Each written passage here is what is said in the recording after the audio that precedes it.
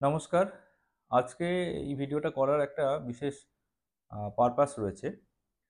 আমি গত কয়েক মাস ধরে দেখছি হঠাৎ করে হারপিস জস্টার এই রোগটার সংখ্যা আমার মনে হচ্ছে যেন বেড়ে গেছে। যেটা গত বছরগুলোতে আমি দেখিনি এতটা ফ্রিকোয়েন্টলি হারপিস জস্টারের পেশেন্ট। অলমোস্ট প্রত্যেক সপ্তাহে ২ জন ৩ জন করে হারপিস জস্টারের পেশেন্ট দেখতে পাচ্ছি। যেটা কিন্তু এতটা কমন নয়।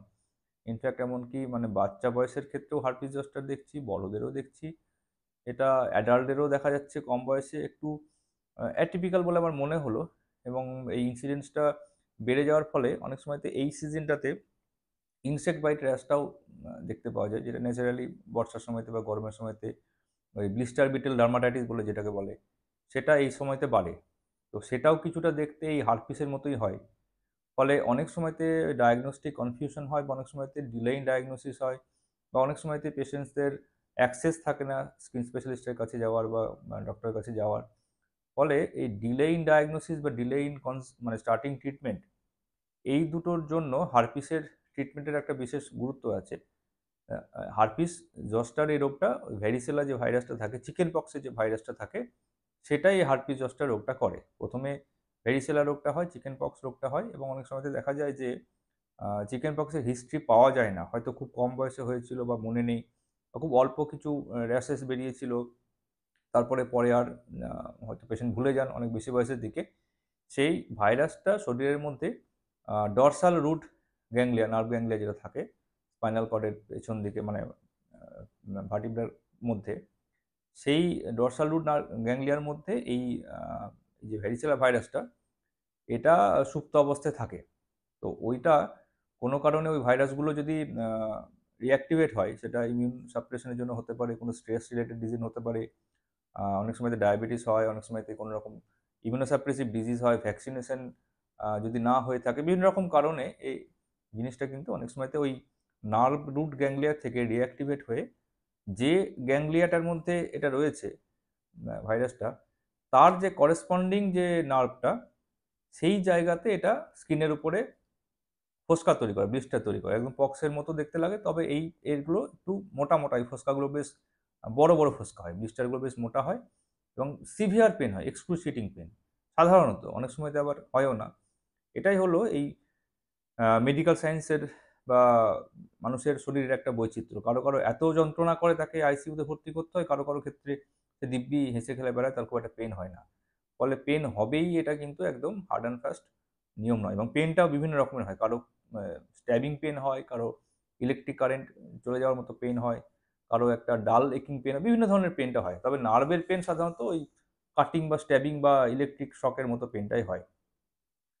এখন এটা বলার কারণ কি, এই রোগটার ট্রিটমেন্টটা যদি খুব তাড়াতাড়ি শুরু না হয়, প্রেফারেবলি উইদিন 24 আওয়ার্স, ২৪ ঘন্টার মধ্যে যদি এর অ্যান্টিভাইরালটা স্টার্ট করা না হয় এবং আফটার 72 আওয়ার্স, ৭২ ঘন্টার পরে এই ভাইরাসের যে মাল্টিপ্লিকেশনটা, ভাইরেমিয়া হওয়ার যে স্টেজটা, যে ফেজটা, সেটা অনেকটাই এগিয়ে যায়। ফলে তারপরে অ্যান্টিভাইরাল শুরু করে রোগের যে তীব্রতা বা রোগের যে ভোগানি, সেটা কিন্তু আর কমানো যায় না। এবং পোস্ট হার্পেটিক নিউরালজিয়া বলে যে রোগটা হয়, মানে হারপিস জস্টার সেরে যাওয়ার পরে নার্ভের যে পেনটা, সেই পেনটা অনেক সময়তে বয়স্ক মানুষদের ক্ষেত্রে দীর্ঘদিন ধরে চলে, এমনকি কয়েক মাস, ৬ মাস, বছর অবধি চলতে পারে। তো সেইটা প্রিভেন্ট করার জন্য হারপিস জস্টারের মেডিসিনটা কিন্তু উইদিন 24 আওয়ার্স দিতে পারলে খুব ভালো হয়। একদম যখন শুরুতেই যখন হচ্ছে তখন দিলে ভালো হয়। তো এইটা প্রিভেন্ট করারও উপায় রয়েছে। হারপিস জস্টারের ভ্যাকসিন অ্যাভেলেবল, ভ্যাকসিন পাওয়া যায়।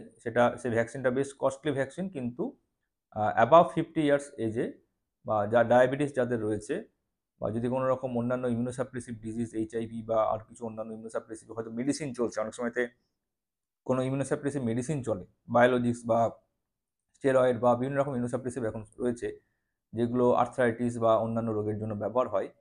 সেইগুলো হলে বা ক্যান্সারের পেশেন্ট হলে তাদের ক্ষেত্রে হারপিস জস্টার ভাইরাসটা যে ভ্যাকসিনেশনটা, সেটা দেওয়া যেতে পারে, সেটা রেকমেন্ডেড। আর ইনসেক্ট বাইটের ক্ষেত্রেও যেটা হয়, ইনসেক্ট বাইটের যে র্যাশটা হয়, সেটাও দেখা যায়, যেহেতু হারপিস জস্টারটা যেহেতু একটা ডার্মাটোম জুড়ে হয়, মানে একটা শরীরের একটা নার্ভ সাপ্লাই যত জায়গা জুড়ে হচ্ছে, এটা বেল্টের মতো হয়। বলা হয় যে মিড লাইন ক্রস করবে না, মেরুদণ্ডের একটা সাইডেই হবে। সেটা মাথা থেকে শুরু করে পায়ের যে কোনো জায়গাতেই হতে পারে। এবং সেই নার্ভটা, যে নার্ভ ট্রাঙ্কটা যে জায়গাটুকুকে স্কিনে সাপ্লাই দেবে, পুরো সেই জায়গাটায় থকা থকা পেইনফুল ব্লিস্টার্স তৈরি হয়। এবং অনেক সময়তে ব্লিস্টার শুরু হওয়ার ২-৩ দিন আগে থেকেও এই ভাইরাসটা কিন্তু স্টার্ট হয়ে যায়। মানে হার্পিস জস্টার যখন স্কিনে যখন দেখতে পাচ্ছেন, তার ২-৩ দিন আগে থেকে পেইন শুরু হয়ে যেতে পারে। ফলে অনেক সময়তেই ধরুন কারো মাথায় হচ্ছে, সে মাইগ্রেনের কমপ্লেন করে হয়তো ফিজিশিয়ানের কাছে গেলেন, এবং ফিজিশিয়ান সে যদি সাসপেক্ট না করেন, অবশ্যই সাসপেক্ট না করারই কথা, খুব কমই সাধারণ, যদি একজন ফিজিশিয়ান দিনে ১০০ টা মাইগ্রেনের পেশেন্ট দেখেন, তিনি হার্ডলি হয়তো একটা হার্পিস জস্টারের পেশেন্ট দেখবেন। তো সুতরাং সবাইকে তো তিনি স্কিনে কোনো র্যাশ না দেখেই হার্পিস জস্টারের জন্য অ্যান্টিভাইরাল শুরু করতে পারেন না। তো যখনই এটা হয়, এটা ডাউট একটা মনের মধ্যে একটা থাকে, বা এর একটা সাসপিশন থাকা উচিত যে এই পেশেন্টটা হার্পিস জস্টারও হতে পারে। এমনকি চেস্টের মধ্যে যখন হয়, বুকেও যখন হয়, তখন মায়োকার্ডিয়াল ইনফার্কশন বা হার্ট অ্যাটাকের সন্দেহ কিন্তু অনেক সময় থাকে। পেটের মধ্যে হলে প্যানক্রিয়াটাইটিস, বা লোয়ার অ্যাবডোমেনের দিকে হলে বিভিন্ন রকম ইন্টারনাল যে অর্গানের যে প্রবলেমগুলো, অ্যাপেন্ডিসাইটিস বলুন বা ওভারিয়ান সিস্টের টর্সন টুস যেগুলো বলুন, সেগুলো কিন্তু হয়। এখন যে স্পেশালিস্টের কাছে আপনি যাবেন, এইটা আমাদের সুপার স্পেশালাইজেশনের একটা অভিশাপ বলা যেতে পারে, একটা খারাপ দিক। কারণ যখন আমরা যে সাবজেক্টটা নিয়ে সারাদিন চর্চা করি এবং অনেক বছর ধরে চর্চা করি, তখন আমরা তার বাইরে কিছু ভাবতে, চিন্তা করতে অনেক সময়তেই ভুলে যাই। পেটের লোয়ার অ্যাবডোমেনের ডান দিকের কোনো ব্যথা নিয়ে গেলে সার্জনের কাছে গেলে তিনি অ্যাপেন্ডিসাইটিসের কথাই প্রথমে ভাববেন, এবং গাইনোকোলজিস্টের কাছে গেলে তিনি সবসময় তো ওভারিয়ান সিস্ট বা একটুপি প্রেগনেন্সির কথাই ভাববেন। আবার জেনারেল ফিজিশিয়ানের কাছে গেলে তিনি হয়তো অন্য কোনো কলিকি পেইন বা অন্যান্য কোনো রেনাল কলিক এসব ভাববেন। ফলে যে যার নিজের স্পেশালিটির কথাই চিন্তা করেন। এটা আমাদের ক্ষেত্রেও সত্যি। তবে এই এই জিনিসটা আমি অনেক সময়তে দেখেছি যে মাইগ্রেনের ব্যথা নিয়ে ফিজিশিয়ানের কাছে যান, নিউরোলজিস্টের কাছে যান। ২ দিন ৩ দিন সময় পেরিয়ে যাওয়ার পরেই যখন বেশ কিছু ফোসকা বেরিয়ে যায়, তখন হয়তো সেই সময়তে কোনো ডাক্তার পাওয়া গেল না। এই দেখুন ৪-৫ দিন পেরিয়ে তখন পেশেন্ট আসে। এবং এর একটা আ বিশেষ টাইপ রয়েছে, হার্পিস জস্টার অপথ্যালমিকাস, যেখানে অপথ্যালমিক নার্ভ, ট্রাইজেমিনাল নার্ভের যে অপথ্যালমিক যে ডিভিশন থাকে, সেটা যখন এফেক্ট করে, সেক্ষেত্রে ব্লাইন্ডনেস হওয়ার অব্দি রিস্ক থাকে যদি ঠিকমতো সঠিক সময়ে ট্রিটমেন্ট না করা হয়। কর্নিয়াল স্কারিং, কর্নিয়াল ইনফেকশন এসব হওয়ার রিস্ক থাকে।